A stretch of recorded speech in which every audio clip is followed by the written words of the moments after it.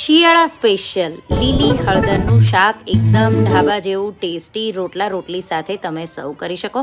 એના માટે આપણે ફ્રેશ હળદર લઈ લઈશું અને એને છાલ ઉતારી ખમણીના મદદથી આ રીતે ખમણી લઈશું. ડિટેલ રેસીપી મેં સાઈડમાં આપેલી છે. હવે કડાઈમાં ઘી ગરમ કરીશું અને એમાં ખમણેલી હળદર ઉમેરી સારી રીતે સાતળી લઈશું. લીલું લસણ ઉમેરી દઈશું. જો લીલું લસણ ન હોય તો સૂકું લસણ અને લીલા મરચાંની પેસ્ટ આ રીતે બનાવી તમારે ઉમેરી દેવાની. આ રીતે સારી રીતે સતળાઈ જાય એટલે ડુંગળી ઉમેરી દઈશું. ડુંગળી સતળાઈ જાય એટલે ફ્રેશ લીલા વટાણા ઉમેરી દઈશું. તમે ફ્રોઝન પણ લઈ શકો છો, ફ્રેશ ન અવેલેબલ હોય તો. ટમેટાં, મીઠું ઉમેરી દઈશું અને સાથે લાલ મરચું ઉમેરી એકદમ સારી રીતે ઘી અલગ થાય ત્યાં સુધી થવા દેવાનું.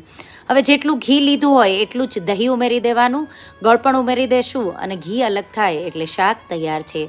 ગરમ ગરમ શાકને તમે રોટલા સાથે, સાલડ સાથે સર્વ કરો.